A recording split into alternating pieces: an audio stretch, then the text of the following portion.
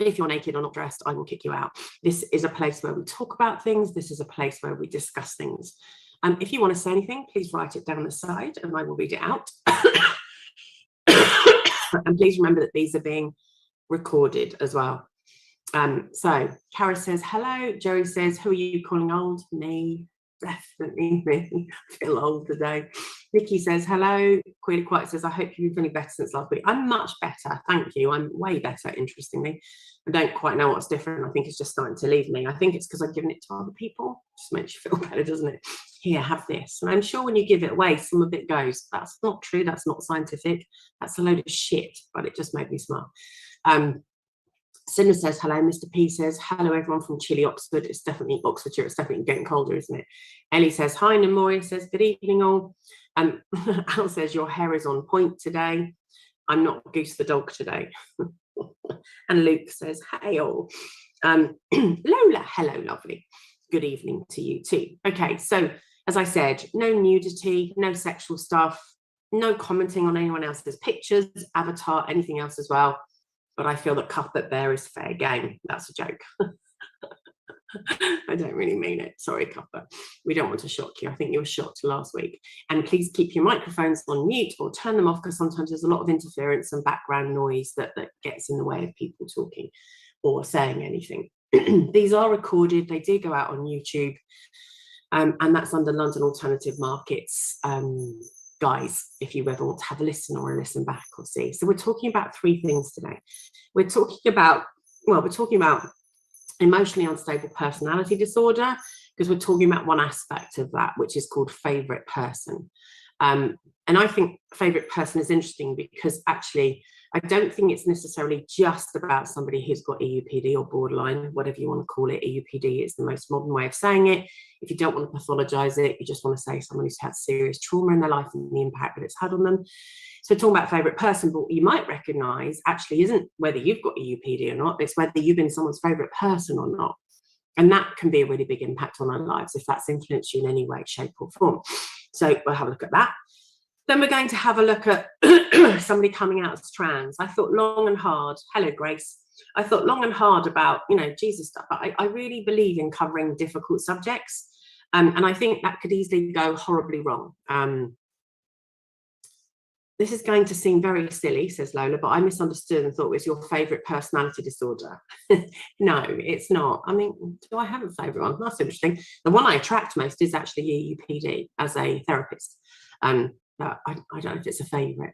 That's an interesting question. Favourite personality disorder. I'm part of one of that group of therapists, psychotherapists, psychologists, counsellors, psychiatrists who very much goes with, I'm not sure whether pathologising everything is a good idea. I think that a lot of things we suffer from, a lot of things that we go through are our coping mechanisms. They're due to stuff that's happened to us. It could be something to do with the fact that it could be genetic, epigenetic, and it can be very much to do with our environment, and it's become our way of coping. It's not necessarily the best way of coping, but I really believe that it's that way of coping that has got us through to so far. That doesn't mean to say that that can't change. So I'm very much one of those therapists. I come down on that. Do I think it's a good idea to have an idea in our heads about what we're dealing with, what we're working with? Yeah, sure. But I've met many a person who could quite easily be diagnosed with something, and that's not always the best for them. I have two good friends with BPD, and although they both use me as their calming influence, I'm not their favourite person, says Al. Yes, so we'll talk about that. Then we're going to talk about when somebody you are in a relationship with comes out as trans. Comes out, I don't know if I like that, shares with you that they're trans, shares with you that they're gay, bi. Like, I don't like the whole coming out principle. That's a personal thing. I'm not that keen on those words. When somebody shares a really important fucking aspect of their life with you, that's what we're talking about.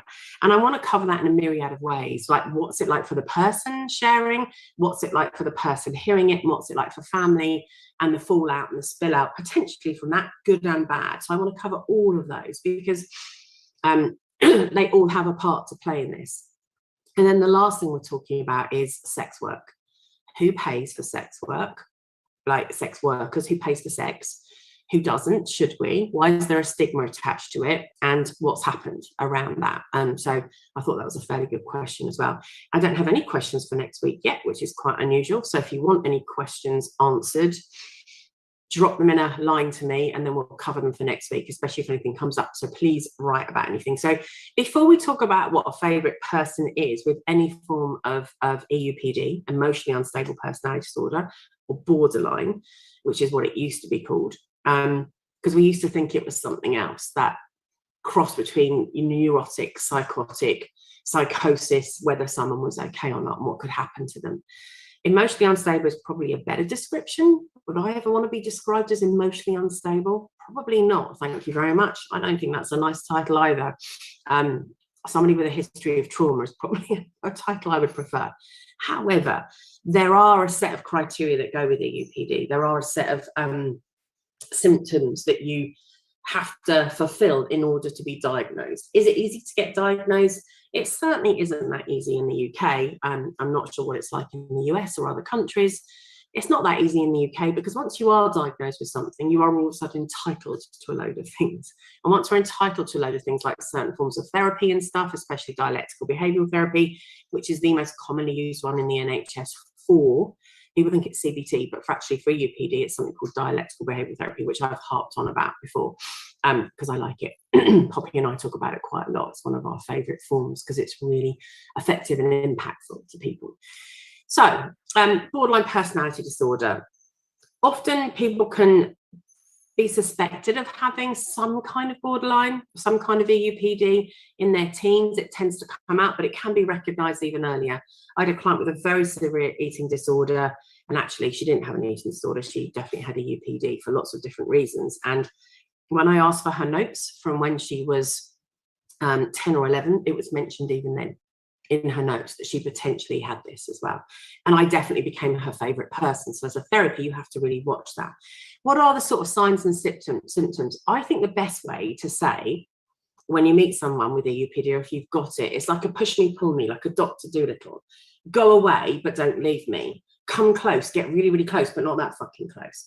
And you're a bit like, and you feel that too as the person who's like really scared of trusting people. And it's like having emotions on shifting sands and you don't know how to trust people. And it's really hard because people have let you down, hurt you, been horrible to you, awful things have happened. So that can lead to very unstable relationships. And that's one of the symptoms. So what somebody with a UPD is trying to do always is to avoid abandonment. So their attachment style is going to be very difficult, hard. People are dangerous, people are going to leave me, people aren't going to look after me. So they probably have a pattern of unstable relationships, not just romantically, friendships, family, everybody. Can you have a favourite person in that way outside of the UPD? Yeah, I think you can with attachment. So if you have an unorganised or an anxious attachment pattern, I think you can have a favourite person. So it's been very much adopted by people with EUPD and by the EUPD group of people. But my personal opinion is, yes, you can, especially if your attachment pattern is anxious or avoidant. I think if you're very securely attached, your favourite person will just be your best friend, which is slightly different, or you might have a few best friends. Similar thing, but not quite. So somebody with a UPD won't have the most solid image of themselves, of who they are, of how they are. They're much more likely to copy or to do different things or to pull away or have an alternative style to what everyone else sees because they just don't know how to fit in. It's not that they don't want to, they're scared of fitting in. So that makes a difference as well. They can often be reckless in some of their behaviour. The recklessness can come across, especially sexually. It can come across as some form of substance abuse, self-harm, suicidal tendency. It can come across, it can be seen in binge eating or anorexia, dangerous driving, gambling, all of those things. So there'll be some recklessness at some point in that person's life in some way, shape or form. And self-harming behaviour will come up every so often. In fits and starts potentially, or as a straight all the way through, very much so. What you'll find with someone who's got EUPD is they often just feel empty. Just, what's the point? Completely empty. Goose is starting to bark. Woof. She's very sweet. I don't know what she's seeing. Something. There she goes. She's running. She's so tiny. So you can really find it difficult to trust people. In fact, you'll trust an animal. Someone with EUPD will love like a reliable cat or a reliable dog that always comes back, that's always with them and doesn't have any chance of leaving them in any way, shape or form. And the basics really are around trust. How can I trust you? How do I know that you won't come that close to me that then you'll leave me? So I don't know if I can trust you, because actually most people leave, don't they? In life, most people leave. And not everybody will get every single symptom of those as well. There's so much research around, look, what causes EUPD? Is it family history? Is it environmental? Is it something to do with our brain? Is it genetic? Is it epigenetic? Is it purely environmental and cultural versus the history?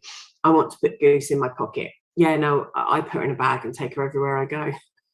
She's not, I can't put her down outside yet, but she's just really snuggly. She's really lovely. So, you know, somebody will turn around and say, oh, it's one of these things. My argument is it's probably a lot of those things. And the real argument is it's often based in trauma, which we're finding out more and more and more and more things are all the time now. It's all about history of trauma. Now, you might have a really bad history of trauma. It doesn't mean that you get EUPD. That's the other thing as well. That's, you know, it's a little bit like me saying everybody who grieves, like every single person who hoards has quite a serious history with grieving in some way, shape or form, but not all grievers hoard. So it's the same with this. So somebody who has had trauma doesn't necessarily know or have any form of EUPD or BPD, whatever you want to call it. My habit is calling it BPD. So I'm sorry if you identify as EUPD. So, it's just one of those habits where you get stuck. So I'll try and make sure I say EUPD as much as possible. Hi, little bush baby. Now, Kaz ZA82, so nice to meet you. It's all right, Domino, you can be late. It's not a problem. So you might also find that somebody with borderline has a lot of comorbidities, like somebody might have major depression, somebody might have anxiety, somebody might be really stressed. There'll be other things, as I said, eating disorders, all sorts of different things as well. Look, lots of people won't go into therapy with EUPD because they don't trust. Why would you come and see me? Why would you trust me? And that really comes into it as well. But honestly, dialectical behavioural therapy is probably one of the best ways to sort this out. And it really is. It's got all about it. DBT is all about mindfulness, awareness, acceptance. It teaches you to have a look at different things. Somebody wrote to me the other day, I'm just picking up my phone, and they showed me a what's it called? They showed me an app. It's called the Dime Game. Anyone seen that one before? Don't know if any of you have seen it. It's called the Dime Game, and it's a DBT game. And it's really handy. You can start a new game. So you have to describe the situation. So it's a free app. And it says, in a few words, briefly describe what is it you're trying to decide how strongly to ask or say no to. Like my friend asked me to move or whatever. And it asks you these questions. And then you go through it, and it helps you make a decision with dialectical behavioural therapy. I quite like that. So DBT is excellent. It's definitely what I use for a lot of people a lot of the time. And you all know how often I've said, hey, use the cards. Paddy Wax, diagnosed with EUPD and CPSTD. Yes. Yeah, so I'm glad you identify. And some people might not. And I'm not glad you identify, because it's shit to have that history and to feel that way as well. We're specifically, however, here talking about favourite person, really. What I think is interesting, there was a piece of research recently, a recent study that you may or may not know about, is that people with borderline, so Dominic says those DBT cards have been really good for all of us. They're helpful. I'm so glad. They're just helpful in life, aren't they? You don't just need them in, oh, I know, I'm just going to have this in because I've got EUPD. DBT is useful for all sorts of things. And it's a wonderful, wonderful system. And I can't advocate for it enough.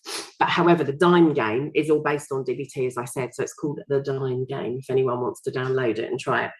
I have an influx now of people. So there's a new article in Frontiers in Psychology recently that's having a look at borderline, and actually what they found is, and it's no surprise, is that people expect the worst of other people. So if you have EUPD, You will expect the worst of others. And that is never going to be a good recipe for any form of psychological wellness, because you expect people to let you down. You expect things to have. So there's an intense reaction to perceived abandonment and mistrust of others. And they did quite a few tests and different things. And people with EUPD will not quite see those social cues, not quite have a look at what's going on. So they misinterpret a lot of those cues that are happening around them. And the research showed that they will just have a look at someone's face and go, well, I can't trust them, can I? I don't like that person, can I? And that happens a lot. And they've asked participants to say whether someone's going to make a selfish decision or not. And it was all about money and lending people money and how generous they would be. And what they found was that all the people with EUPD predicted a worse outcome of how generous those other people would be. So what's that got to do with anything else as well? Well, we know that that's all about trusting somebody. We all know it's about that something probably shitty happened to you as a form of childhood trauma, more than any form of genetic vulnerability. There might be a predisposition, it might be in the family. However, if you have a parent who has a EUPD, you are likely to be brought up in a way that's really complex, because what happens in that family, even if this person has EUPD, when you look at it, if you're so aware of injustice, what they've actually been done, they're so sensitive to injustice as well and aware of those things, that the child will be really good often, play up a bit, but really over cooperative and try to be really good and really try. But the problem is they don't get that back from others, because that room isn't secure for them, that family isn't secure for them. So why would they be okay? So they look for different things from different people. So that's quite an interesting piece of research that's just come out. So what's a favorite person? A favorite person is literally that, a favorite person. When we filter everyone else around us, we will see one person with a big aura, not really, but you know what I mean. We all like someone with a big aura. So we find someone and we turn around and we'll say, this person looks like they're really good. It could be a relative of some kind, it could be a friend, and it can be the therapist as well. It can be a real variety of people. When I meet people with EUPD, I'm quite different to other therapists, and I say you're allowed to text me, especially if you've got EUPD. Why? Because you need that attachment, and it's really important as part of the process. And when I meet someone with EUPD, I can get anywhere between 50 to 100 texts a day. Daily, day in, day out. I don't promise when I'm going to answer. Sometimes it's intermittent. That's what I very much say as well. But what I find fascinating is I say, you can text me. It's really important as part of it. And then what I find is I know they're getting better when they only text me once or twice a day, or when they don't text me for a couple of days. It's a really good indicator of independence and how they're feeling. So a favorite person can be anyone. There is a difference between having a best friend and a favorite person, and that is the intensity and the obsession that you feel about this favorite person. So you might have been a favorite person to somebody, or you might be someone who has a favorite person. So it can be healthy depending on how your EUPD is and depending on how the healthy person is. But let's have a look at a few of the bit more toxic bits and pieces, because basically someone with EUPD has picked someone as their favorite person because they're so scared of being abandoned that their belief is if I put my all into this and I believe that this person isn't going to leave me, then I'm going to be safe and it's all going to be okay. So you might have actually been someone's favorite person. They're very intense up front. They're very full on. They're very into you. They're like a new puppy. Like Goose doesn't really leave my side. If someone new comes along, she's like, oh, this is really exciting. And then she'll come looking for me all the time. So that's she's a goose. He's a goose. They're a goose, really, to a certain extent. So, however, they'll also suffer because they love you, want you, and obsessed about you so much. It's like single white female, you know, like that film.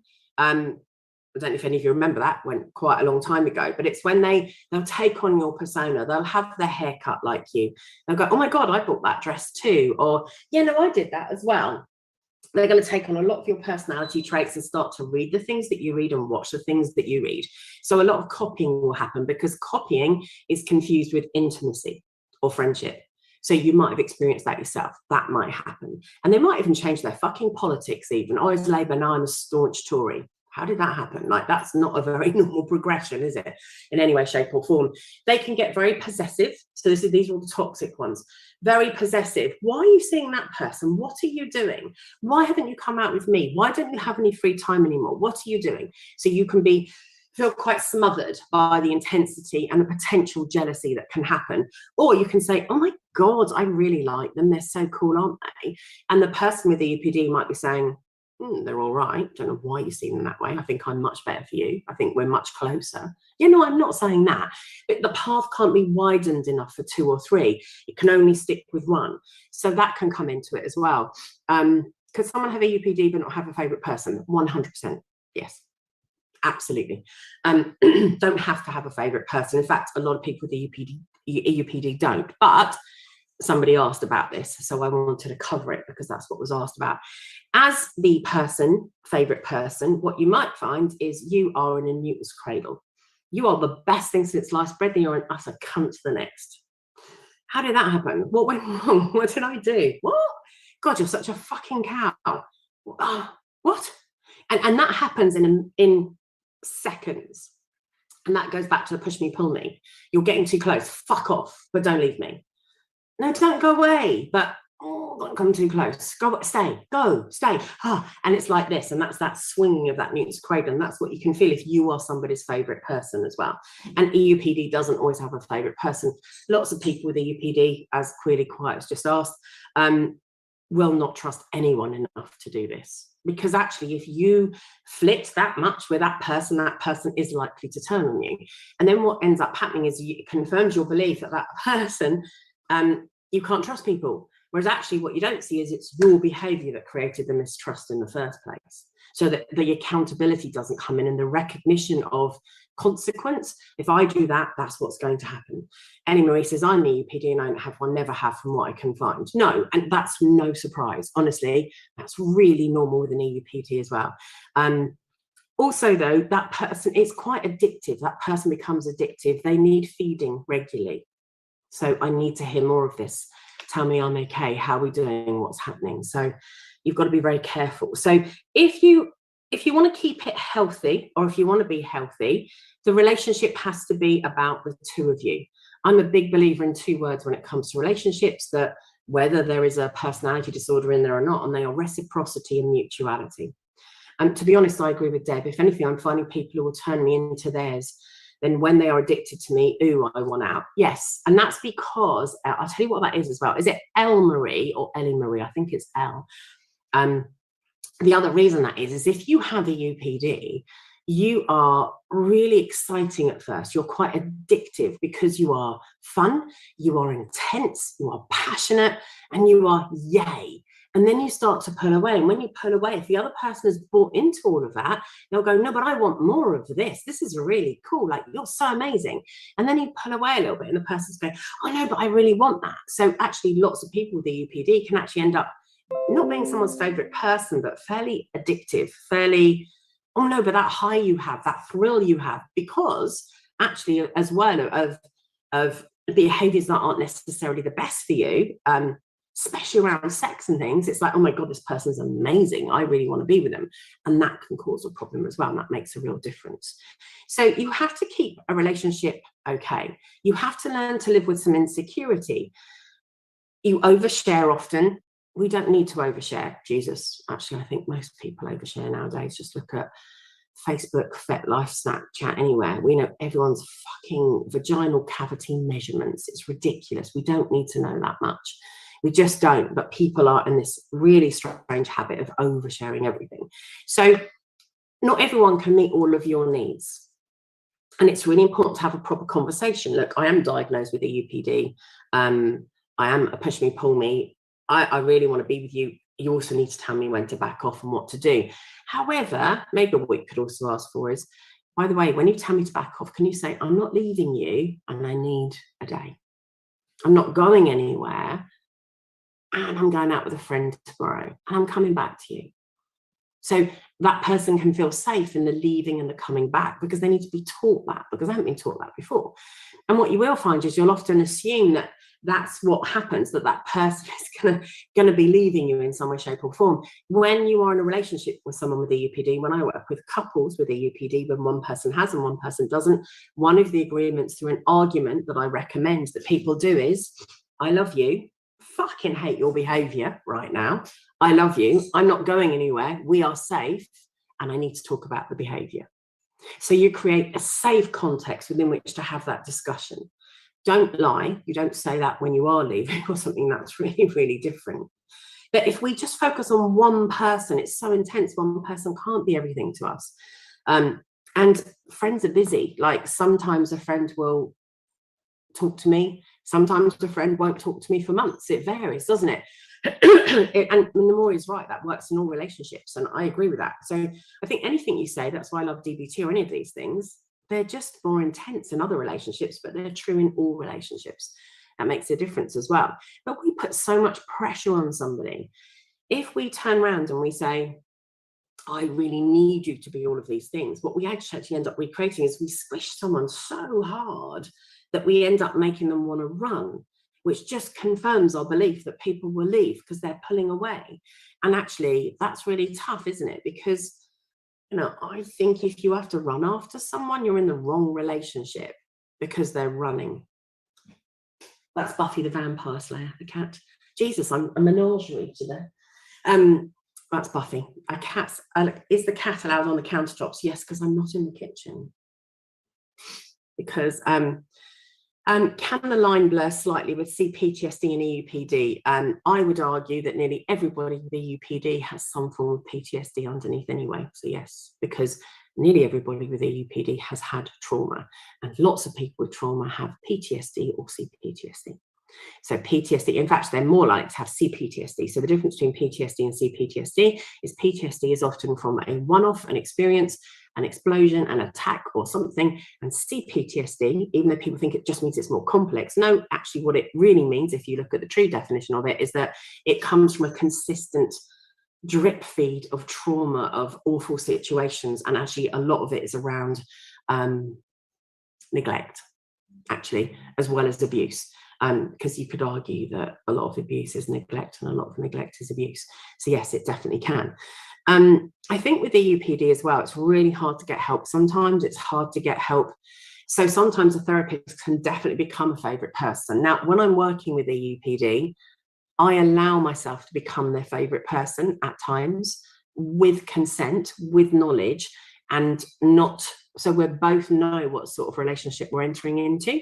And so we both know what we're doing. And then slowly but surely, I pull myself out of that position, again, or with consent, and the person learns to stand on their own 2 feet and they don't need anymore, in a slightly different way. And then at the same time, we're also then working with the trauma and everything else that's happened.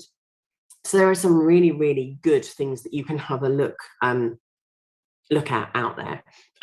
Really good websites, everything else as well. Especially, you know, there's not so much around favorite person, there really isn't. But if you want a really good book, I Hate You, Don't Leave Me is a great book. That's a really great one on borderline EUPD, whatever you want to call it. And of course, if you want to work, the DBT skills book is going to be a great one for you. I've recommended it so many times. So where are you? So are any of the DBT decks, the cards, and so is the dime game that I just said as well. That's another one you can play as well. However, so you might be someone's favorite person. It's worth recognizing if that's starting to come in. Of course it is. I have definitely been someone's favorite person before, and I was absolutely everything. Then I was nothing. Then the relationship was everything, and it was nothing, and it's destroyed. And like, we were polyamorous together. And even when we started to break up, I think she slept with every single man I went out with for quite a few years from then on, which is great for me as a cut queen, but not always. Oh, thank you, Nemoria. I Hate You, Don't Leave Me is the book. Yes, that's right, Karis. And in the US, I found the workbook too. Amazon has it, but it's all DBT. There's DBT workbooks are in the UK as well, for sure. You can definitely buy them. The Dialectical Behavioural Therapy Skills workbook, I've got one over there, so you can definitely find them. I think you can get them in the US as well. It might be slightly different, that's all. Do I have any info or thoughts on being polyamory and EUPD? Yeah, everybody needs to be informed. I'm running out of time, so maybe why don't we say that next week, one of the first subjects we do is polyamory and personality disorders or mental health. Should we look at that? What does everyone think of that? I need to write that down. If I don't write that down, I won't bloody remember. Right, so one of the ones we do next week is polyamory and mental health. I don't know if I'll write disorders. I'll put EUPD and other things as well. So we'll definitely start with that one next week so I can cover that fully, if that's okay with you, because I've given that subject about half an hour already, if that's all right. Yeah, that would be great. People are saying yes, please. That's a good one. That would be great. Because even if you don't have an issue, somebody you meet will do. If you look at the statistics for how many people have issues, mental health issues, in some way, shape or form, you know, people say it's 1 in 4. Is it fuckers like? It's probably about 1 in 2 nowadays, easily. If I just look at my group of clients that I work with, I mean, I've just had, just before this, the most horrendous session I could have done with half an hour to clear out all the shit I felt after this session with somebody who has a very severe personality disorder and some issues and is really paranoid about something and absolutely turned on me during the session, which I worked with and turned it round. But oh my God, it's so exhausting. And I think a lot of this person, and it's still exhausting. So you have to really, you know, if you're going to choose someone as your favorite person, or you think you're being chosen as a favorite person, please negotiate, please talk, please focus on yourself.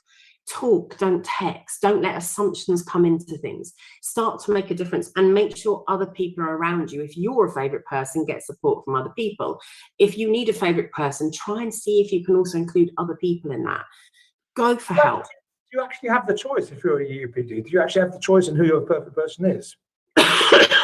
You will focus on one person for a variety of reasons. Those reasons may not be conscious to you, however, more than you think, yes. So you've got to remember, so like when we have an emotion, so like if you have an emotion, it's a physiological reaction to a situation. Your feelings are a cognitive interpretation of the physiological reaction. Does that make sense? Or do I need to say that again? So if you have an emotion, it's a physiological reaction to something. Your feelings are a cognitive interpretation of those physiological reactions. And those cognitive interpretations can be taught incorrectly over the years. So you can make different choices around those when you start to know, when you start to understand. And what you find with someone who's really working on themselves with EUPD is all of those choices start to come out eventually. So maybe not up front, but yes, eventually. The same as we can. We can make different choices.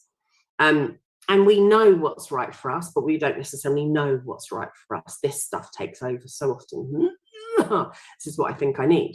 And I think that thing about emotions and feelings is so important. Most people don't get that. We really don't. Emotions, we are born with emotions. We are born with those physiological responses. They're really good for us.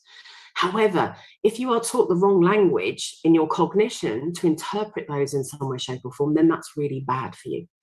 And that's something that we all need to think about a lot of the time. It's a really interesting one. I don't know if people were aware of that or not. Oh, that's Luna, and Goose is about to join in.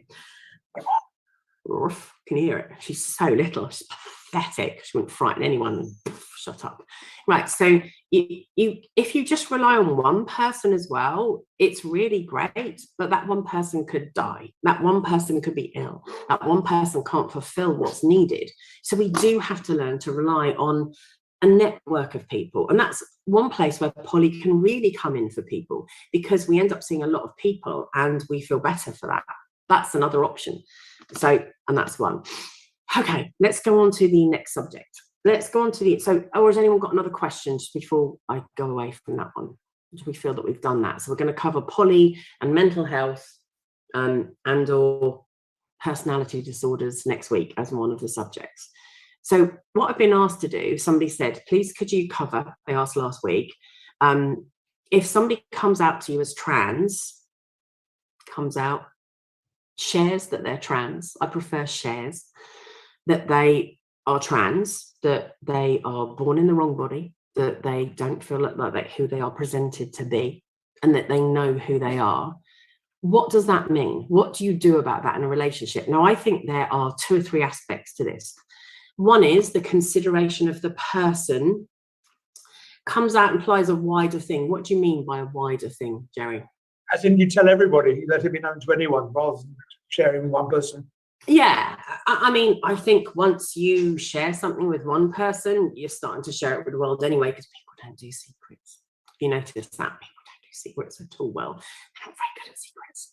I'm just going to tell one person because I need their support. Who's going to tell their one person? Who's going to tell their one person? And that's when we've all got a fucking favourite person, the person we need to share the thing with that we're supposed to keep a secret. No, we've all got one. Are we including non-binary in this conversation as not all MBs identify as trans? I'm happy to cover everybody in this. However, what we've got to look at is the implication to the world. So we've got to look at 2 or 3 things here. The implication to the world, what that means, the implication of the person sharing and or coming out, and the implications of the person hearing if they're in a relationship. The question was specifically trans, but it can include most people, I think. Non-binary, maybe not as much. Transitioning might be slightly different on this one, but you can take everything as I say as in, you know, like it's a continuum, so it will make sense in a lot of ways. So there are lots of things that what's going to happen in the world according to this relationship.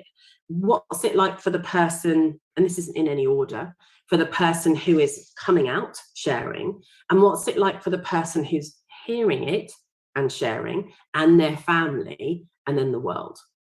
As I say, so there's kind of 3 aspects to that. It's really difficult.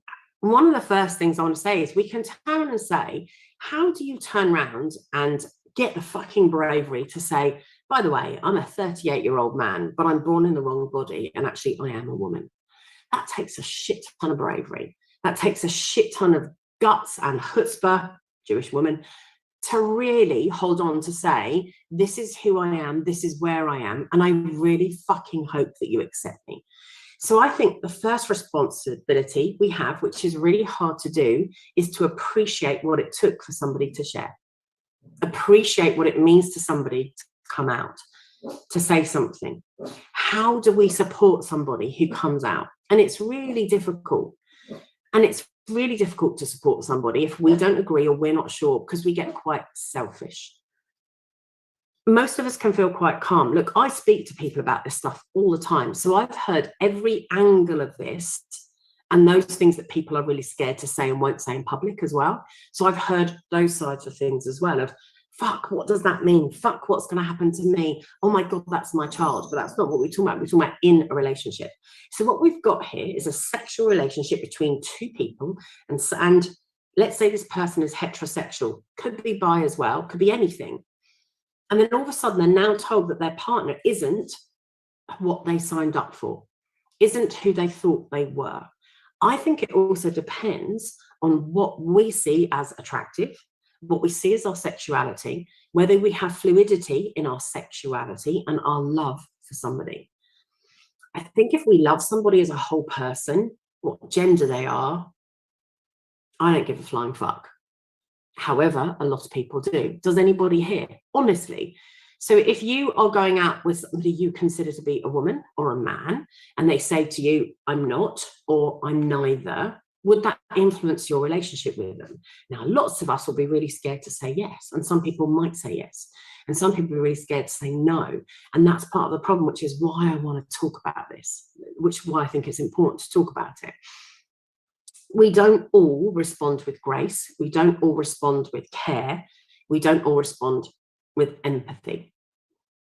What we need is lots and lots of discussions. What does that mean? Because what the person hearing it will automatically probably go into is, fuck, I love you. My life is invested in you. Does this mean that you're going to leave me?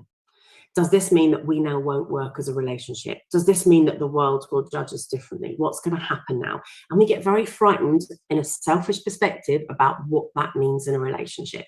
And again, I've heard all angles and sides of this within the therapeutic relationships that I've had with human beings.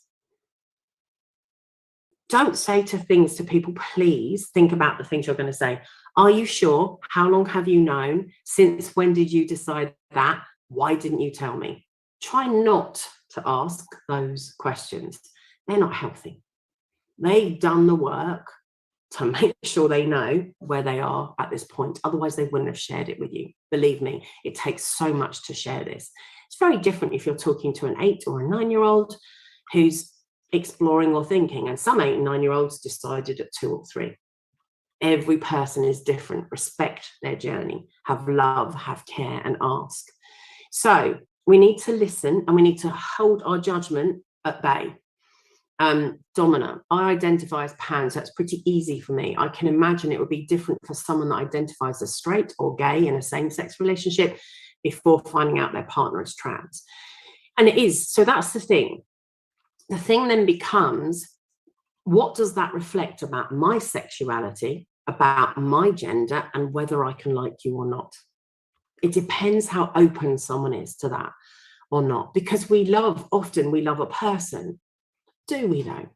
If you like, and let's be honest here, if you like somebody who's a size 2, and that person who's a size 2 becomes a size 20, you might turn around and say, oh no, but I love you for who you are. But you don't fucking fancy them anymore because you fancied them at a size 2. It could also be that you met them at a size 20 and they slimmed down and dieted to a size 8. And you might actually then have trouble thinking, oh, I don't know. And all of this is a similar reflection of the fear of what it means about us, not just about the other person. So if somebody turns around and says, I'm changing my gender, and it's not a change, let's also really be clear about that. That person has always been what they're saying. They've just never shared it or never been able to in some way, shape or form. Follow the person's lead. They are the one telling you what's happening. Jerry, at Debs, you know my story. I'm not trans, but very much had to tell my ex-wife about kink, having hidden it from 20 plus years. My fault, admitted. But there's no discussion about it. I was no longer the person she signed up to be with. End of relationship, end of marriage. And that is a potential consequence of doing this, which is why people are so scared to say anything about anything. Of course we're scared, because it changes the definition of the relationship and the meaning that you had. And can those things change the love that you feel for someone? Let's be really realistic here. Yeah, of course it can. It's the same as if somebody changes their looks or their hair color. Are some of us that shallow or deep? Yes, absolutely. I'm not going to give you any bullshit about everybody will always be loving and understanding. It will all be okay. Let's get out of that world. It's a really dangerous world to live in. Kaz, in all honesty, I don't know how I would feel. However, I would want them to know I support them regardless of who they are, but I would need to figure out my feelings. Would that be offensive? No, that's real. And that's the truth, actually, Kaz. That's the truth. That's what we have to find out. And actually, if the other person then pushes you, or if you're pushed for answers immediately, that then doesn't work as well. Indigo says, I had a really nice play partner who was a straight man. He was so good when I came out as trans. He fancied me and enjoyed exploring calling me a boy rather than girl, but equally had harder experiences too. I love that, Indigo. Like, isn't that the perfect fucking solution? That is so gorgeous. Perfection mixed with some difficulty, because it is hard as well. So I love that. I love that you had that experience. And I can also say for every experience like that, there are people who are disgusted and say, fuck off, no way as well. This is all about the communication that we go into now. If that, I'm working with a 14-year-old girl, and cis-born man, girl. This is the person I know. It makes me laugh because they've chosen one of my daughter's names for their name, and we have lots of discussions about it. And when they eventually get over to the TAVI and they start looking at blockers and all sorts of other things as well, you know, I'll be really sad to see her go. Like, she's such an awesome human being. Her family are really accepting. And, you know, we've had to say as well, like, she was listening to a conversation at school the other day where somebody had said to one of her friends, so she could hear, she was here, that was a conversation here at school, and the friend said something, the friend didn't say anything, but this other person said, all that fucking gender stuff is just a mental health illness, isn't it? Anyone who does that is just fucking weird. That's what another 13, 14-year-old said. What my client was upset about was that the friends didn't say anything. And I said, it's really interesting, isn't it, the expectations that we have of other people to defend us and do things. How often do we say, thank you for being my friend, whatever we are, whoever we are? How often do we say, actually, do you want a conversation about this, about how you could step up or how you couldn't, and the fact that I don't expect you to all the time? And we had this lovely conversation, and she turned at the end, she said, Deb, I need to say thank you to you. I really love you. And I went, I really love you too. And people say, well, that's not therapeutic. Yes, it fucking well is. That's total acceptance. That's utterly relational. Yes, it is. And I will miss her when she goes. And I can't wait to see her go because it means she's on that register. Al, I know a couple that married as two lesbians, but across the years, one became a trans man and the other non-binary. They didn't last in the face of so many changes. And that, Al, is a really good point. Relationships strain under change. We know that giving birth, moving, even divorce actually are three of the most complex, difficult things that you can do. If you put in a lot of change into a relationship, it will challenge the best of relationships, regardless of gender and sexuality. Regardless. It's got nothing to do with it. It's the impact of so many changes and different things that you come up against, and that's really hard too. So this is all about listening. This is all about, I trust what you're telling me, and I need to look at what that means to me as well, and us. My ex-wife, Jerry says, always had very long hair and got it cropped just after our second child was born without discussing it with or warning me. It shocked me, honestly. She was suddenly no longer attractive to me. I could maybe have reacted differently if I had warning. I think that may have a trigger towards me starting to opt out. Do you know what? And do you know what, Jerry? I admire you for writing that, because a lot of people say, fucking hell, Jerry, what, just for her hair? Yes.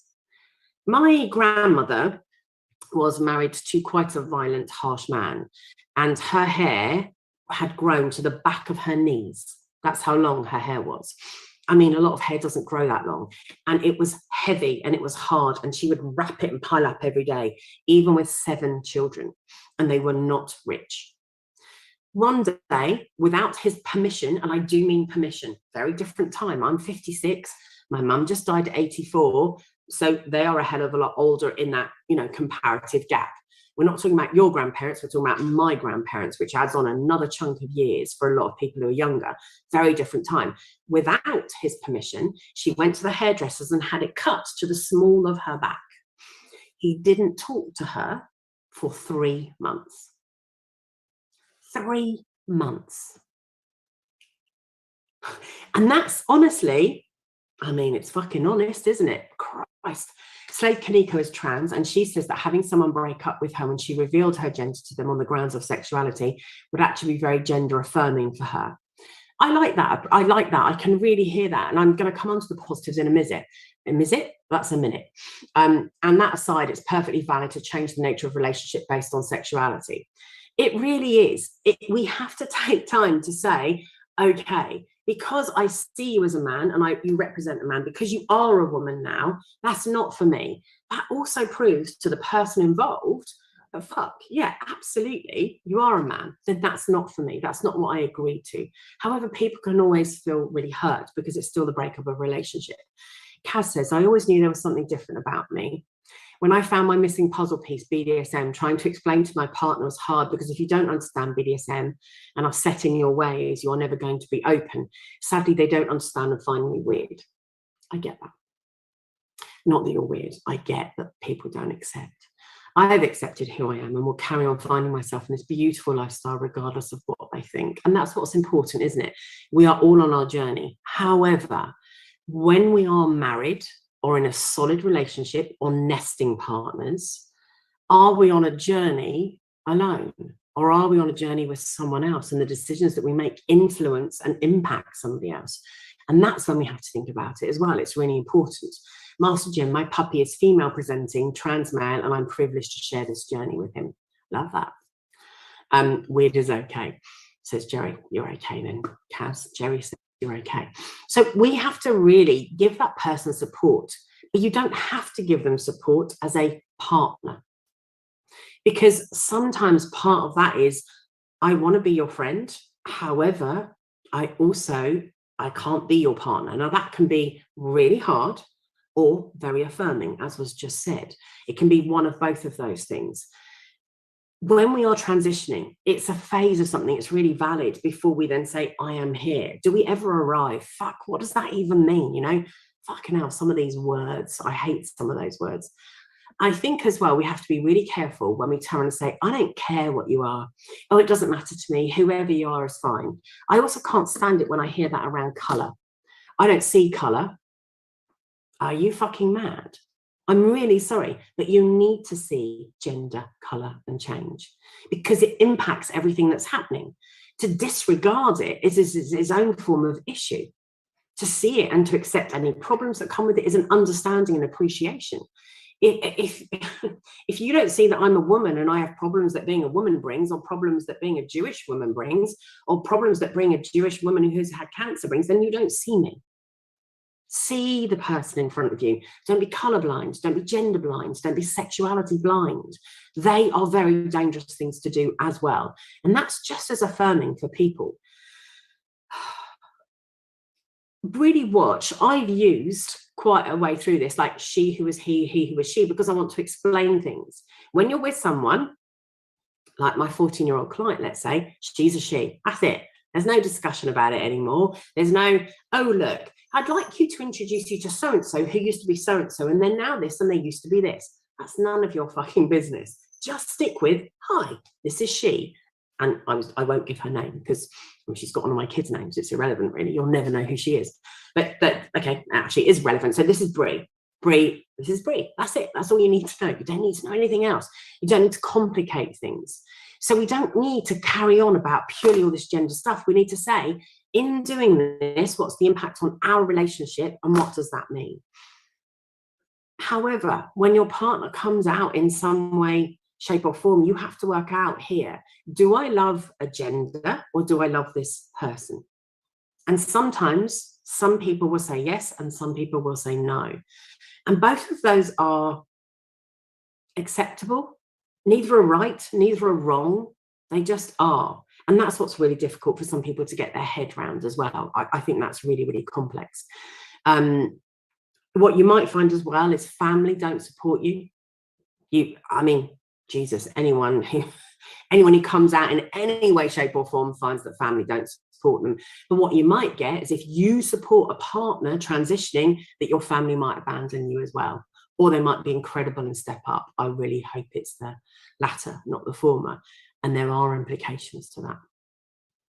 What you might meet is a beautiful new human in front of you as well. Because when somebody's finally allowed to be who they are, or who they ever wanted to be, they are free. And you meet this person who is so much more free. Like talking to any of my friends or anyone I know, and talking to my daughter's friends, and talking to any of my clients, what you eventually get is a person who says, I'm finally who I was always meant to be. And they're a lot more content and happy in themselves with all the shit that comes from it. Since identifying as non-binary, I often refer to my body as my meat suit, which feels pleasingly ungendered. Absolutely, yeah. And I respect that. I would then refer to it as your meat suit if that's what you wanted. However, I wouldn't refer to somebody else's as a meat suit because I don't know that's okay. I think we have to work out what it is. So if you want to be someone's ally, cheerleader, perfect person, that's what matters as well. I've got a new partner and we were talking about, he's a switch and he has a really strong, he loves being with pre-op women. Thank you. I'm seeing how it goes. I say partner, like, you know what I mean. And I said to him, okay, but is that a fetish or is that a love? Because if it's a fetish for a type of person, I'm not on board with that. And we've had lots of conversations about that and what it means and what it looks like. And what a lot of it is his absolute love for the battle and the fight that some people come through. So the type of person that we end up becoming. Like, one of the things he really likes about me is my battles, what I fought, what I've come through in my own ways as well. He really loves people that have done a journey, that are reflective and think about themselves. And I went, I can take that. I can't take if it's just I like a woman with a cock. I don't, like, as a fetish. I understand it's a fetish, but nobody deserves to be a fetish. They deserve to be liked as a human being. There's a distinct difference for me. Not everyone feels that way. So we've had some very interesting conversations about that. So I do think you have to think about that as well. Okay, anyone got any questions about any of that? What are your thoughts on any of that? And what are your experiences on any of that? Or if you ask that question, or if you didn't ask that question and it influences you, what piece of advice would you give anybody? Do you think I've missed anything? What do you think? Thanks, Domina. I agree. But actually, I like his answer. I like his answer that what he loves about people is the journey they've been on, their capacity to self-reflect. I like that. So he doesn't always like what everybody else likes or sees.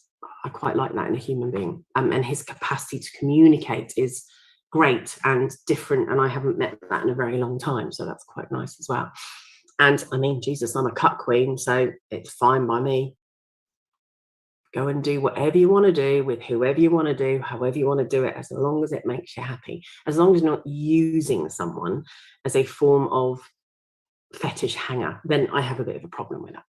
But not everybody agrees with that. And it's difficult, isn't it? Because if you do have a fetish, you have a fetish, whether it's feet or anything else as well. Namori says Jerry says he sounds like a good, and Namori says he sounds wonderful for you. But we'll see. He was here last week listening. He's actually with a female, that matters. He's with a dominatrix tonight. So it's quite cool, isn't it?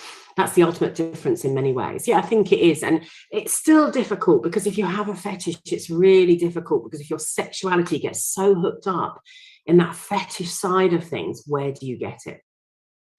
How do you get it? And how do you see the person that's in front of you, not just what they represent? Because you end up having a relationship with a person. And that actually could segue nicely into, actually, that's one of the reasons maybe why you should pay for it. So for example, if you see a person as a fetish, and let's say it is somebody who's trans, or let's say it's somebody who's dominant, or let's say it's somebody who, I don't know, think of anything possibly on the planet, is an old woman like me, an old Jewish woman. Let's say that's your fetish, right? Old, fatter Jewish women. If you don't see me as a human being, maybe you're better off paying for it. You can negotiate that time. I'm not offering my services. That's not what I'm saying. However, if you do go out and pay for it, that's a good transaction. My sexuality is Deb's. Oh my God, I want to become a proper fetish now. I don't really. Can you imagine? Fuck. And anyway, we can make that happen in December if you come down. I can see how this seamlessly goes into the sex work topic. Yeah, so can I. Because I think if you have a fetish about somebody, like the guy I'm seeing really likes to be trampled, but preferably by somebody who is gothy. Like the person he's seeing tonight is tiny, petite, wears these really thick, heavy, gothy boots and tramples him and sits on his face, and he loves it.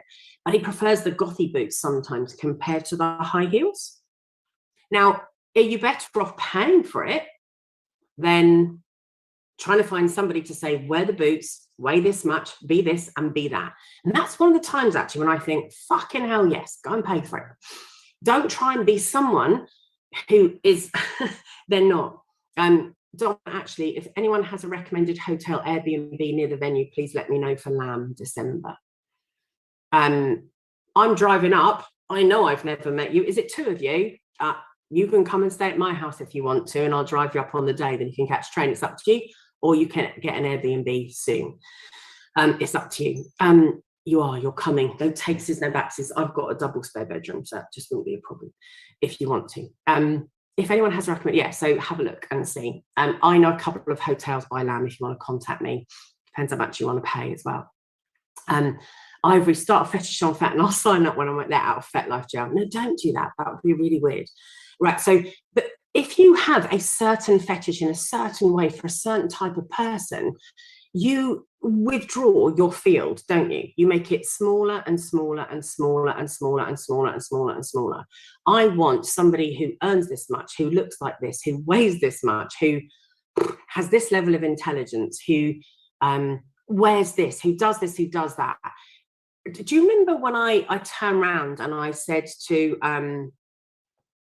so what did I say? I said, I don't know if you remember the person who said, we were getting on really brilliantly, and then he turned around and said, oh, no, I want you to wear stockings and suspenders every single night. And I said, no, I'm not going to do that, not in bed. I'm not going to do that.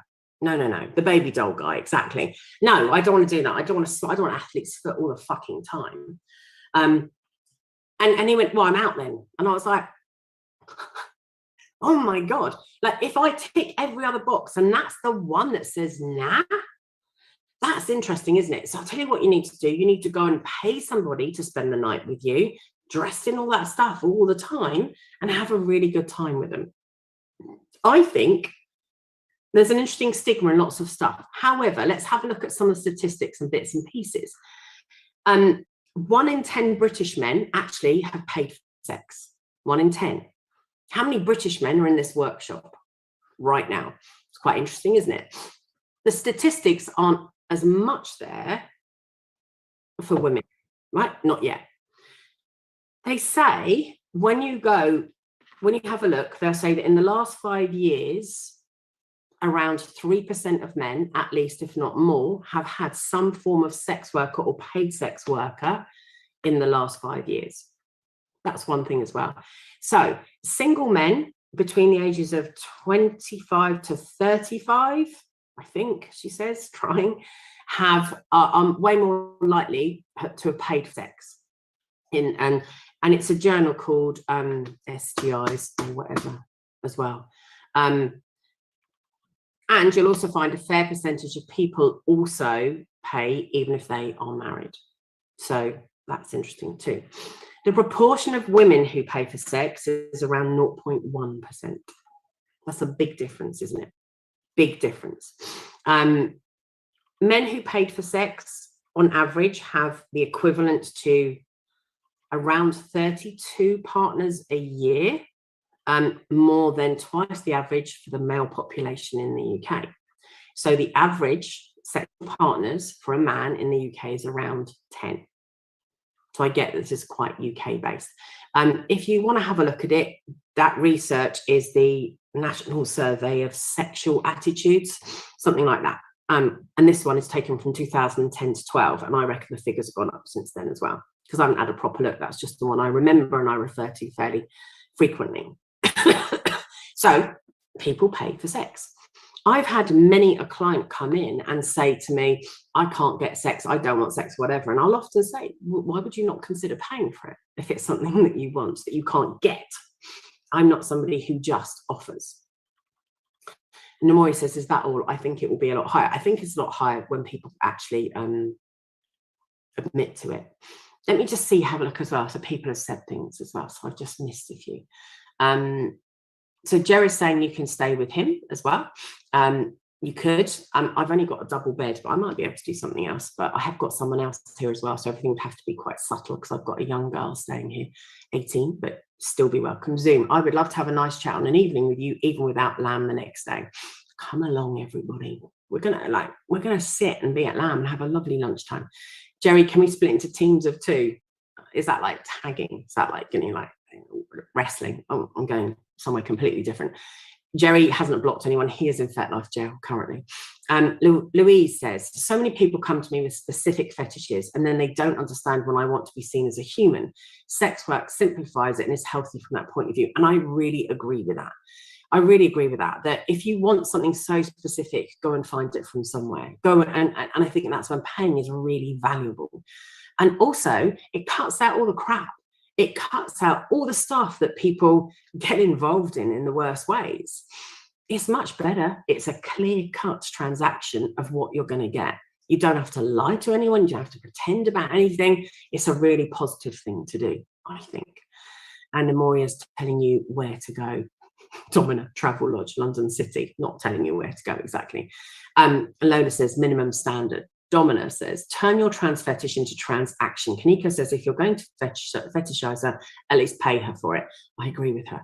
I agree with her fully. Al says that they were a woman when they paid. Domina says, Jerry, you probably get sick of my poems. Lola says, I'm reading Sarah Pascoe's Sex, Power, Money, which is attempting to explore this. Yes, it's good. Jerry says, not all of us pay SWs for sex. That confuses a lot of them. Don't you want to fuck me? No, I just want to tie you up or be tied up. I don't want sex. I don't want a blowjob. I just have a kink that's screaming for release.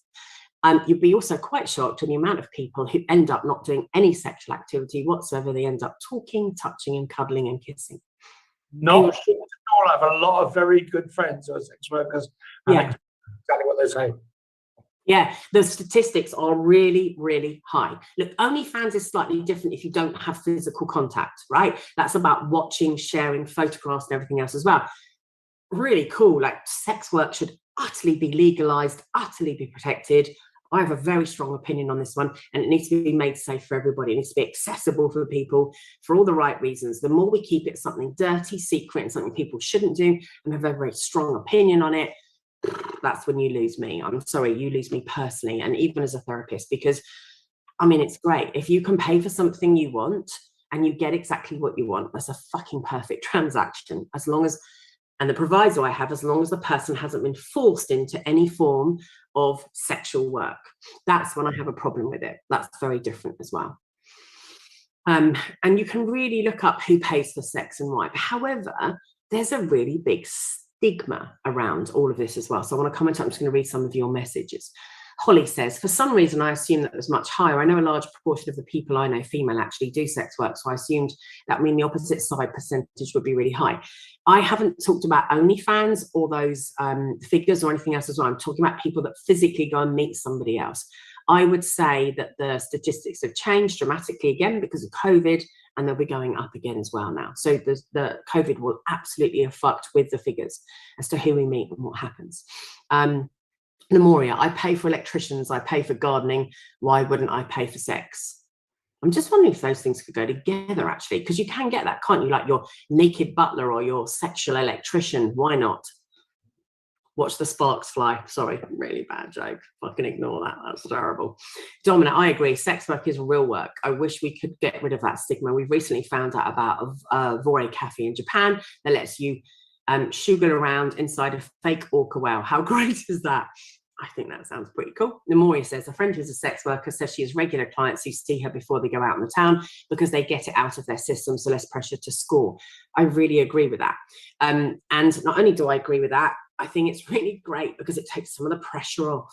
It stops some of the incel behavior that we have. And by incel, I don't just mean men, I mean men and women. We covered incels. Oh, that really hurt. We covered incels a couple of weeks ago, didn't we? We really looked into that. So yeah. Lola, I have a problem with sex work in a sense that it plays into women being objectified and treated as products, but at the same time, I feel strongly about sex workers need to be treated well now, not in some dystopian future, so my own personal opinion matters squat. What actually matters is positive change and women being able to do this work safely first and foremost. I think that the way I come with that is that it's not, she's not for sale, she's offering a service. He's not for sale, he's offering a service. They're not for sale, they're offering a service. They're not an object, they're not a commodity, they're offering a service that you want, regardless of their gender. And that's where I come in with that one. For me, that's my own personal opinion. So I think it's very socially discredited. I think it's a real issue for us. I think we need to look at how we treat them, how sex workers, how the media treats them, how we feel about murder. Oh, it's only okay, she was a prostitute, she was murdered. What? You know, how does that come into it? And it does. And that's the problem, because a lot of those women who are murdered, and it is mainly women in that scenario, are murdered because of their availability as a human being. That's what happens as well. I also think as well, you have to think about lots of people choose to do sex work because they like it. Honestly, I honestly think if I had my time again and I didn't have children in some way, I would love to have been in porn or sex work. I have done sex work myself in the past, certainly before I became a therapist, out of choice. I've definitely been paid for sex. I've definitely been paid for things. I count as one of those people, and I'm really fucking proud of it. It's what I wanted to do. I loved it. I loved the thrill of it. I loved what I was doing. I've been sold by dominance before because they know it's a fetish. They know that it's one of the things that I've really loved. The accepting of people and what they've done and how it is. Violet Wand in the Garden. So Voy is the fetish about being eaten, Shugal is in wiggle, but in Scottish. Shugal, shuffle, something. Going along, Violet Wand. Al, I'd love to pay someone to do my garden with sex. It's quite cool, isn't it? Before or after they're really sweaty, or they've been in the dirt. Choose your fetish. Jerry, I have a couple of good friends that I pay for kink sessions to help them out financially, and because I'd rather pay someone I know rather than some stranger. Yes, but they are treated as commodities. That's the problem. Yes, they can be, and we have to be careful. This topic still makes it nauseous. Sorry. Thanks for a great discussion, Deb. See you next week. I'm sorry you've gone through all, actually, because I want to know why it makes you nauseous. I have quite an interesting response to that. I'm not sure what that is. I've been paid for porn, says Nemoria. Domina says, to be fair, there are a lot of professions that led to the professionals being treated as commodities, actors, work. It's not just sex work. Phil used to do sex work for a long time.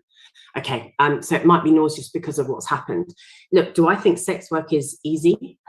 No. Do I think you're under threat? Yes. Do I think it's really dangerous? Yes, it's really, really bad. The level of danger that people fall under. You have crazy things happening all over the world. You have sex workers with HIV, for example, who are incarcerated, even though they didn't engage in unsafe sex. You've got all sorts of things happening. You've got discrimination all around the world about all of these things. And you have to be really careful about what country you're in as regard the legality and how that works. So every country and or state in America has different rules and regulations about sex. And I think it needs destigmatizing. I think it's also somebody who wants to do it has to be in it rather than somebody who needs to do it. It's the easiest way to make money sometimes for some people. That's a very different reason. So it's about choice. UK laws are insane. It literally prevents women working safer. I agree with you. The UK laws are absolutely ludicrous when it comes to sex work. So why do some people pay? Some people pay because they want it to be easier. I think a better answer is, why don't people pay for sex? Why wouldn't you? Indigo, as a disabled person, doing online sex work has also been a really accessible way of working on my own time. Yes, as long as it's a choice you want to make, because there might be other ways of doing that as well. I think it has to be a personal choice. It really does. And we often stigmatize people as people who can't do anything. That's why they have to pay for it, whatever. There are some very interesting people who pay for sex as far as attraction and all that bollocks goes. There are some very beautiful people who pay for sex. We always think it's the ugly men. What a fucking load of bollocks. Stop that stigmatization of all of this. It's really dangerous. It isn't just men who pay for sex. Okay. Do we go back to Lola's point, and do I think that matters as well? Yes, I think we have to think about that. There is a real patriarchal construct around that. We're aware of that, and we're aware that it objectifies, and it does make a difference. However, we also pressurize people into turning around and saying, but you should be able to get sex regardless. That also objectifies women, actually, if you wanted to take that argument as well. For me personally, I think we have to be very careful about that one, because women should put out. No, we shouldn't. We don't have to at all. Men should put out. Nobody has to fucking put out. You see a lot of butt-ass hurt human beings who say, but why don't you fancy me? Because I don't have to, because I don't want to, because you're not my type. It's okay not to like people. For some people, is paying for sex an act of necessity? Yes, for some people it is. However, sometimes people do want to pay for sex as well, because it changes the negotiation that you're actually having. Louise says, I pay to see a sex worker as an entry into the kink scene. Okay, so did you pay a dominant or a submissive? You don't have to tell me. Please don't think you do. And I think that can be quite cool, can't it? I would want to know that person's experience as well, to make sure that they knew quite a lot. Al says, same, paid for a pro dom for a couple of sessions to start with. Yeah, it's a good way to get to know things, isn't it? To get to know how somebody's doing. And, you know, if somebody's been doing this for a long time, they do become experienced. They do know what they're doing. And as I say, a lot of people don't. I dyed my own hair more than once, right? So I dye my hair orange. I don't bleach it, because I know if I bleach it, I'm going to fucking make it all fall off. Jesus Christ, believe me, it won't be funny. I'm going to go and make sure that someone knows more than me who cuts my hair or different things like that. It is a service. It is offering something. I want somebody who's an expert in that field. I'd also love for those people to be safe, to be trained, even to get really good fucking lessons about how to have better sex. That would be cool. And some brothels, actually, in professional brothels, especially in Germany and other places, absolutely do that, which is very cool. So Lola says, I think society assumes that it's easy. I doubt it's as easy as it is presented. No, it's not. Of course it's not. And you've got all the shame that goes with it as well for a lot of people. We've been brought up so often to believe that sex is something that's done in marriage, for children, and all these other things, that we can't possibly want or have sex, regardless of our gender as well. Jerry says, Louise, me too. I wasn't aware of it at the time, but hanging out with hookers was an incredibly liberating experience. Louise says, I paid a female dominant. See, some people don't like the word hookers anymore. Some people see it as derisory. That's their word. No, but I know you, Jerry, and I know that's, and I also, like, we've spoken a lot about, you know, the sex workers and hookers that you hang out with. That's how they describe themselves. And again, a little bit like this, it's ask the person what they want to call themselves. That's part of it as well, isn't it? Domina says, I used to want to be a dominatrix in university to help pay my way through and to explore that side of me. Sadly, no one wanted me. Jokes. I hope that is a joke, because I can't believe that either. And Jerry says the same. Lola says, yes, there is a hypocrisy around it. I will never pay. Like, it's shameful calling sex workers names, but this is in the surrounding of rape culture and angry entitled demands from sex from complete strangers that's somehow not seen the same way. Yeah, I agree, I see that. Moya's hugging you, Domina. Louise says, I do sex work now. I love my job. Meet so many interesting people. A lot of people are so in awe of speaking to a dominatrix. And how cool is that? I really love that you do that. It's good. I think it's a real shame that we can't have that level of professionalism that comes in certain states in America, in certain countries where, you know, people share their professionalism around sex work. They share their experience. They share their approaches where condoms are absolutely used, where safe sex is absolutely advocated, and no one's forced or pushed into anything. Thanks all, says Domina, a career change coming right up. But it's not as easy as you think, is it? It's also about safety as well. There was a really interesting article years and years and years and years ago that I read. This was a very, very long time ago, and this was about HIV. And a lot of people in the sex industry, especially the porn industry in America, are highly tested, vetoed all the time. Like, if there's anything going on, and you have to have an active list of very secure testing. And this one, these three people were sharing their story, how they went to Mexico to do something. And this guy who hadn't been tested, turns out he did have HIV, had sex with three of them. He had vaginal sex with two and anal sex with one. And it was her first venture into pornography. And he gave her HIV because they weren't tested. Testing is really important. It's all part of this. Kaz says, experience is great, but it can be used as a power tool and cover up the person's actually abusive and dangerous. Yes, I agree with that as well. People turn around and say, I know, don't tell me what to do. Anyone can do that. That's the problem, isn't it? Experience can be a real excuse. And people use age as experience. I have such an issue on FetLife when I say, oh, I've had many an argument with people over this one. People turn around and say things along the lines of, I like older men because they know what they're doing. Huh. Let me tell you, not all older men know what they're doing just because they're older. I've got a fucking clue. I don't get that one. Look, you might like an older man because you assume he knows what he's doing, but he doesn't all the time. The same as I don't want a young man all the time because he can go at it for 12 hours.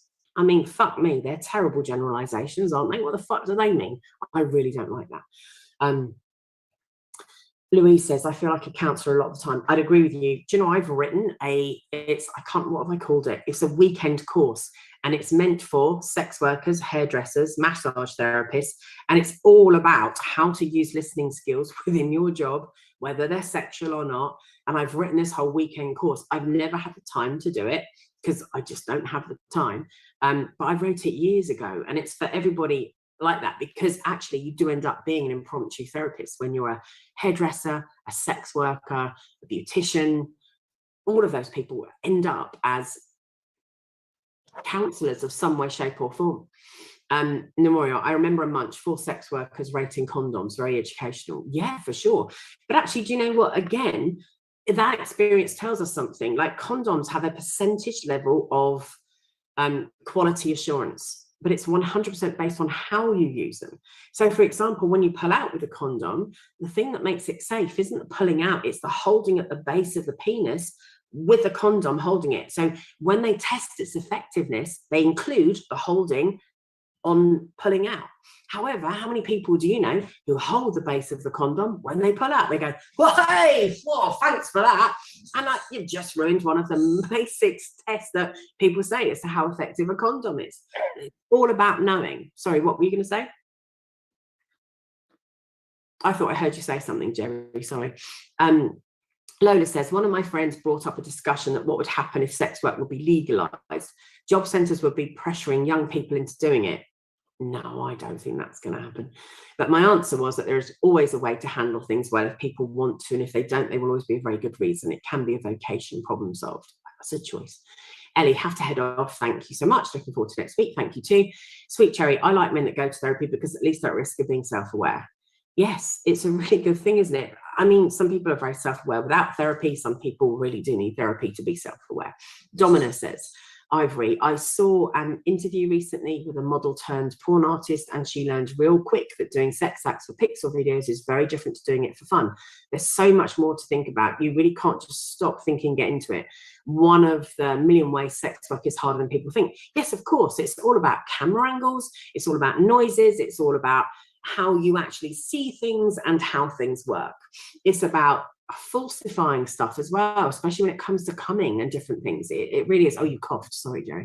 I always think you've got something so valuable to say even when you cough. Cinders, let alone how things like moisturizer and baby oil destroys the condoms. Oh, don't get me started. I just put some coconut oil. Okay. And Domina Ivory's laughing at Sweet Cherry. So I think we have to be really careful with it, especially when we look at the world of BDSM. When you engage in certain sex acts or sexual acts and you don't really know what you're doing, I have a real issue. Especially around BDSM, I think it's really good to go to people. A subject for next week, condom safety. Should we not do condom safety? Should we do sexual health safety? So condoms, pill, everything. Do you want to do all of that? So what am I saying there? It's not sexual health, because I did STIs and STDs last week, didn't I? Shall I do prevention and efficiency? How about that? Prevention and efficiency around penetrative sex, something like that. Bloody baby oil is dangerous. Yes, yes, please. Okay, let's do that as well. So we've got tips for efficient sex. Do you know what? Many years ago, no, I've done with my pen now. Many years ago, this young woman on FetLife wrote, "This is how to give a blowjob." She was 18 and she said she'd been given the best blowjobs for the last 5 years. Well, I've got a problem with her writing that already. I do. That means she was 14. I'm uncomfortable already. And she's given hundreds. And actually what she wrote was really good. Really good. She'd looked it up, she'd researched it. She was talking about extension of clitoris and how it works, similar for men, the underneath. She was talking about all the different things that you can do. No, she wasn't underage. She was 18 when she wrote it, but she was saying she'd been giving them for the last 5 years, so she was an expert. I am now uncomfortable. Just say you're an expert. Don't explain to everyone. Look, loads of people have been given blowjobs when they were 14, 13. I just feel uncomfortable about it. When it's especially on a fetish thing. But she wrote this really good article, but I kind of wrote something not against it. I said it was a brilliant article. I have a problem, kind of a solution to it. It's a much more simple one. And that's my solution was actually, you only need 2 words. Ask him. That's how you learn to give the best blowjob. If you want to give the best licking out, cunts licking, arse rimming, whatever, ask them. That's your answer every time. Some of us love a load of saliva. Some of us love dryness. Some people love teeth. Some people don't like teeth. Some people like sucking, licking, blowing, softly, teasing, nails, hands, swirling, turning, twisting. Some people love balls being pulled down. Some people love a clip being exposed and really rubbed hard. I don't. I'm at the end of the bed if you do that to me. I'm not a fucking shoe shine.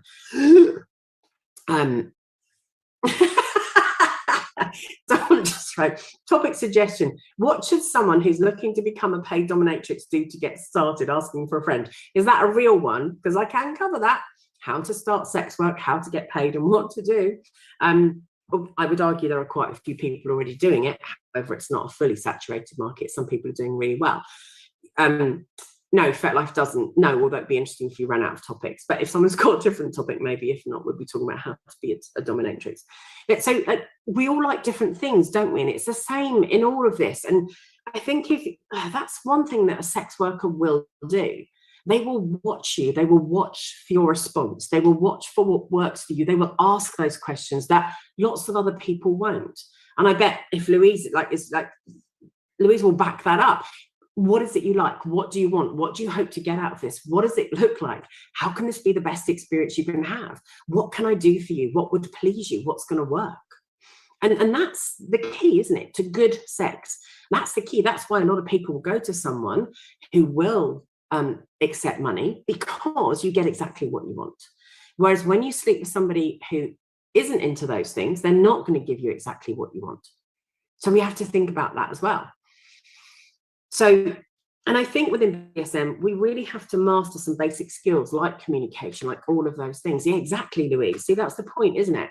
And Holly, so yes, indeed, I ask lots of questions and everyone has a good time. Exactly, Holly, I do ask lots of questions and after a while you start seeing patterns. However, I still always ask. Exactly. But that's because you know you want to give the person a good time. They want to come back, and that's the part of paying for it, isn't it? However, how often do we do that in a relationship where money isn't involved? Show me, tell me, help me, guide me. Let me show you. No, you are 1 millimeter out to the left. No. Do you know what as well? Honestly, I have this conversation a lot. I don't come. I don't not come at all. I don't come from penetration. Bingo! I have lots of arguments about this with a few people, which is why Jeremy just said bingo, especially Cosmic. So we have lots of conversations. Apparently I would if I jumped on his cock. I have had probably closer to 1,000 partners than 500, right? I have been an utter slut. I have loved my life. I have loved my sex life. And they have been all genders. All the people I've slept with, it's been a real variety. I haven't come on any of those cocks. And believe me, I've had 10 inches, 11 inches, 12. I've done it all. Fisted, double fisted, swapping, fisting, all of those things. I've done all of those things and I have not come through penetration. And believe me, I'm pretty in touch with my body and pretty relaxed about sex. I've never done it. I'm open to it. I'm still open to it. What people don't get, and I think I bet you, Louise would say the same. I bet you in every way, shape or form, Holly would say the same. What a lot of people need is consistency. If you're going to start something, start doing it in that way so it builds it up and it works in that way. If you go, I've tried that for 5 minutes, well, that didn't work. Oh, now we're back to the beginning. Consistency is one of the keys. Could I do a session on switching? My very first physical scene with a dom who was sadistic, and he helped me find my masochistic side. However, now he's submissive in the relationship that he started while still seeing me. I can't get my mind around it and would love to understand. So Kaz, what are you saying there? Are you saying that you can't get your mind around the fact that he's one thing with you and one thing with somebody else? Or are you saying you just want to understand switches entirely, the different ways that they are and what it works? So I'm curious about that. Let me know which one, and then I'll write switching for now. Know that he changed.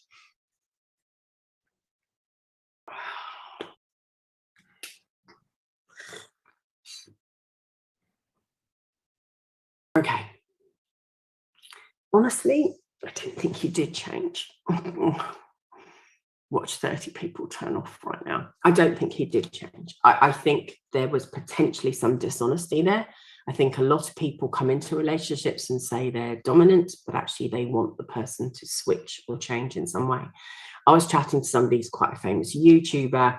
We were getting on quite well. And he was saying, no, I really want, I'm going to do this to you and I'm going to do that to you. And I was like, this is really cool. And he said, and you can put me in chastity. And I said, sorry? You could put me in chastity. But why would I want to do that if you're my dominant? Well, no, because that could be quite cool, couldn't it, as well? And then you could do this to me and you could do that to me. Are you a switch? No. What? I think you are. No, I'm dominant. No, you're not. You're definitely a switch. Or actually, I think you might be a submissive. And that's the truth. So, Kaz, it's interesting. Is it common? Look, I think people's development grows. Let's talk about that. I'll try and cover it. So I'll just say unexpected switching as well. So we'll talk about that. So I think Jerry and Domina are going somewhere here. Disappointed when I spoke to you how I like my towels folded. But do you know what? That's also interesting as well, isn't it? That's I don't have a towel folding fetish, but I could quite happily get one for Domina. Yeah, I don't blame you. So it's also where we come into things. I think there's quite a lot of flirting going on here, people. I think as well, that's another reason. Cosmic. Not many of us are 100% dominant only types out there. I'm still not coming from penetration. Stop it, Debs. Stop it. Towels aren't meant to be folded, they're meant to be rolled. Oh, arguments. Master Jim. Oh, yes, you are. So I went into pantomime mode there. Is it common? So, like, the thing is, I think I do like a challenge. Oh, my God. I'm a challenge. So 1,000 people, honestly, I can't remember them all. I'm selling tickets for Cosmic versus Dobbs. Debs. What? Dobbs? Dobbs? What the fuck am I? Dominant in chastity. Yeah, exactly. Dobbs. Yeah. What are you trying to say? Right. So I think what's important here is when you pay for sex, none of this stuff comes into it. How you fold the towels, how you do stuff. Or it could be that you might not pay for sex. It could be that you do pay to clean up someone's room or something, but you negotiate exactly what you want. And that's what's so brilliant about paying for something. This is what I want. This is what I want this half hour to look like, this hour to look like, this night to look like. And I think that's magic. So we can feel really good about it. It makes a real difference. Kaz, I would try and put, so switching just in general, but why does someone all of a sudden? It's a bit like someone coming out, isn't it? So it's a little bit like the transitioning. I'm afraid I'm probably going to go into, I've got more of a suspicion that person is not so much of a surprise. I'm really sorry. I think it's that the person wasn't completely honest always, or that the person didn't want to tell you. I very much do look for a dominant person. I'm happy to be with a switch because I can use the switching for my cup cleaning side, if that makes sense. So that then works for me. You have to find out what works for you. Sweet Cherry, fight me. Just kidding. The bigger ones are between getting on. I think people would pay to watch that fight at Lamb. And so, Sweet Cherry, that's like the toilet paper rolling on top, non-negotiable around me. Yeah, I would agree with you. I've got to be honest. Right, so I hope I've answered most of those questions. Cosmic says, it's honestly the number one complaint I hear is dominants who like strap-on play. Yeah, look. I think a lot of dominants do like anal or different things. So that doesn't mean that the person isn't dominant or isn't masculine or isn't all those things, but I think it's all the negotiation on how people perceive what is dominant, what is feminine, what is masculine. And that's the problem. And that's where we need different conversations and upfront. We need it upfront and clearly. Well, so for example, I want to have fun. I don't want to label myself as dom, sub, switch, whatever. I want to have fun. Yeah, but that's so you need to meet someone who wants to have fun with you, but you need to define what fun is. Because if somebody asks me to wear a strap on, my answer is, well, I don't want to. I don't want to. It doesn't do it for me. So it's interesting, isn't it? Total speculation here, but I wonder if some submissive men come into the scene as doms because they feel like they are supposed to be dominants because it's masculine. Yeah, I'd agree with you. The same as some female submissives won't own their dominance at all. Is strap-on play necessarily negative? No, not at all. And why is anal sex seen such a respective or a negative way? I have strong feelings about this, it seems. Yeah, no, I agree with you. That's the point. However, the point is as well that some people do see it as a negative. Some people do see it as submissive behaviour. So it's what we classify as, and that's why we need conversations about definitions and meaning so that we all come from the same place. Right, thank you very much for all turning up. It's been lovely to see you all. So next week we are going to be doing poly and mental health and personality disorders. If I can read that, preventative methods, sex preventative methods, something about efficacy around safety, something along those lines. We'd do something around that. Efficacy and safety of different forms of sex, of different forms of birth control, I suppose is what we're talking about really, aren't we? And safety. And we're also going to be talking about switching, but the double aspect of switching, all about switching a little bit, why people do it, when they do it, how they do it, but also somebody switches as a shock when you're in a relationship in some way, shape or form. So thank you all very much for coming. Me and my sore arm are going to go to bed. At least I don't feel ill. Oh, fucking hell, I've had 3 jabs and had COVID. Jesus, I must be the safest person on the planet. And cancer. And cancer. All right. I didn't say it. Bingo.